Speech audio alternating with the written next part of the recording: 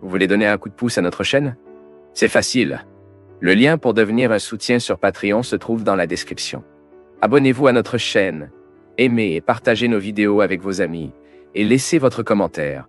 Avec ces actions, vous nous aidez beaucoup à diffuser la parole de Dieu.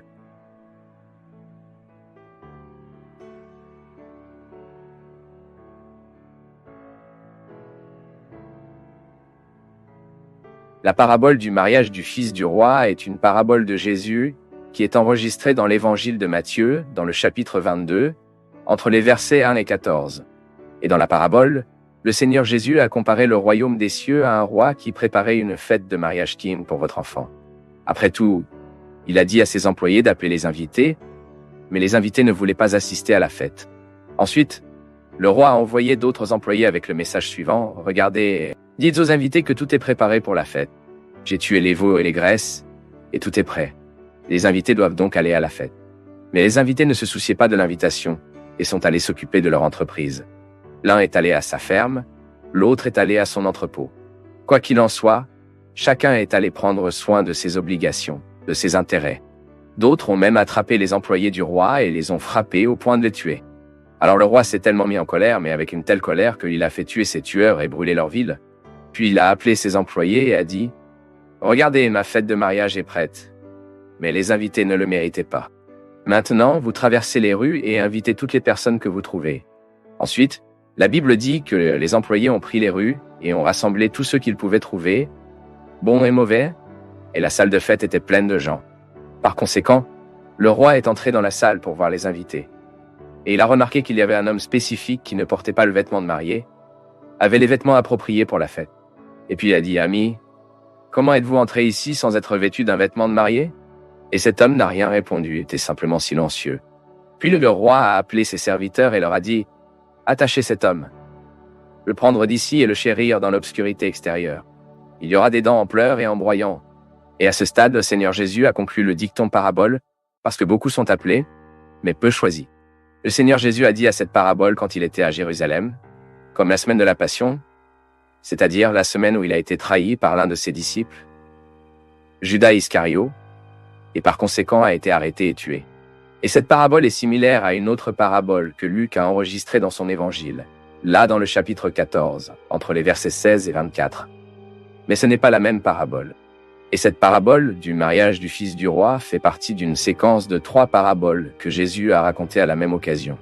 Et ils le sont: la parabole des 2 enfants, la parabole des mauvais agriculteurs et la parabole du mariage du fils du roi, qui est précisément la parabole que nous étudions. Jésus a déclaré ces paraboles pour réprimander les chefs religieux juifs là-bas à l'époque, qui avaient agi avec l'hypocrisie et rejeté le royaume de Dieu. Ensuite, Jésus a dit à ces paraboles de condamner le comportement de ces gens.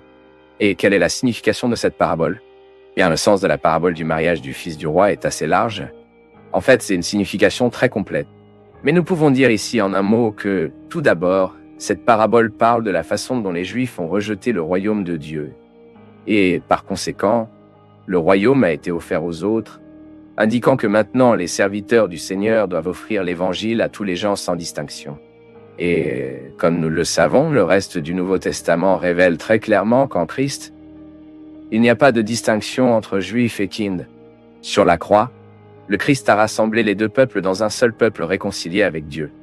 Deuxièmement, nous pouvons dire que cette parabole du mariage du fils du roi enseigne que le fait que quelqu'un a été invité au royaume de Dieu par le message de l'Évangile ne signifie pas qu'une telle personne est vraiment incluse en lui.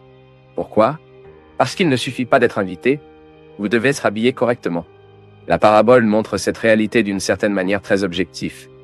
Et le vêtement approprié n'est rien de plus que la justice du Christ, qui rend le pécheur racheté par lui présentable devant Dieu. Cela nous amène à une réflexion très importante que beaucoup de ceux qui entendent l'invitation de l'Évangile et prétendent même être dans le royaume de Dieu et être des participants à lui, être là au milieu de l'Église visible, ne sont en fait que des invités qui pensent qu'ils peuvent se présenter devant Dieu de manière inappropriée. Ces personnes se mélangent au milieu des invités, mais le propriétaire de la fête ne lâchera pas le manque de vêtements appropriés, c'est-à-dire les vêtements requis. Et la justice de Dieu, en fait, nécessite la punition du péché. Et seul le manteau de la justice du Christ peut satisfaire cette exigence de la justice de Dieu.